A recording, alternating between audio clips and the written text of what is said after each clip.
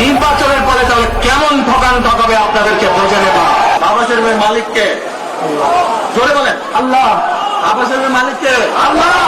নির্বাচনের আগেই একটি রাজনৈতিক দল জনগণকে প্রতারণা করছে এমন অভিযোগ তুলে বিএনপির চেয়ারম্যান তারেক রহমান বলেছেন, এখনই যদি মানুষকে ঠকানো হয় তাহলে নির্বাচনের পরে কিভাবে ঠকানো হবে তা জনগণের বুঝে নেওয়ার সময় এসেছে। শুধু রাজনৈতিক প্রতারণাই নয়, ধর্মীয় বিশ্বাস নিয়েও ভয়ঙ্কর খেলা চলছে বলেও মন্তব্য করেন তিনি।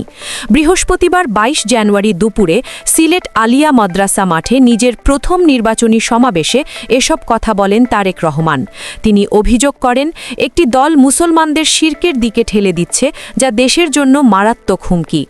সমাবেশে অতীতের নির্বাচন নিয়ে কঠোর ভাষায় সমালোচনা করে বিএনপির চেয়ারম্যান বলেন, গত ১৫ থেকে ১৬ বছর ধরে আমরা দেখেছি কিভাবে একের পর এক নির্বাচনে ব্যালট বাক্স ছিনতাই হয়েছে, ডামি প্রার্থী দাঁড় করানো হয়েছে, নিশি রাতে ভোট হয়েছে।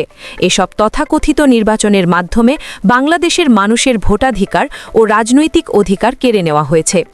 দেশের বর্তমান পরিস্থিতিকে কুফরি, হঠকারিতা ও মিথ্যার রাজনীতি আখ্যা দিয়ে তারেক রহমান বলেন, এই অন্যায়ের বিরুদ্ধে আমাদের ঐক্যবদ্ধ হতে হবে। আমরা স্বৈরাচারকে বিদায় করেছি, এবার মানুষের অধিকার প্রতিষ্ঠা করতে হবে। তবে শুধু ভোটাধিকার বা কথা বলার স্বাধীনতাই যথেষ্ট নয় বলে মন্তব্য করে তিনি বলেন, মানুষের অর্থনৈতিক স্বাবলম্বিতা নিশ্চিত করাই বিএনপির মূল লক্ষ্য। বিএনপির ভবিষ্যৎ পরিকল্পনার কথা তুলে ধরে তিনি জানান, কৃষকদের জন্য কৃষক কার্ড আর প্রতিটি পরিবারের নারী পুরুষকে স্বাবলম্বী করতে ফ্যামিলি কার্ড চালু করার উদ্যোগ নেওয়া হবে। পাশাপাশি বেকার সমস্যার সমাধানে ব্যাপক কর্মসংস্থান সৃষ্টির প্রতিশ্রুতি দেন তিনি। যারা বেকার আছেন তাদের আর বেকার থাকতে দেব না, স্পষ্ট ঘোষণা দেন তারেক রহমান।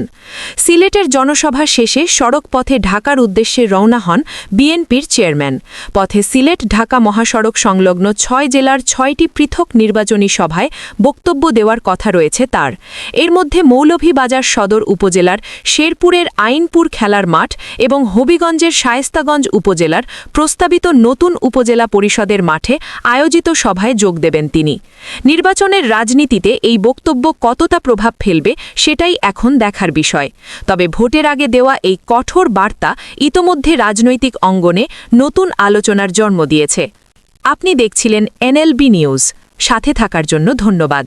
পরবর্তী আপডেট জানতে এখনই সাবস্ক্রাইব করুন আমাদের চ্যানেল। ধন্যবাদ।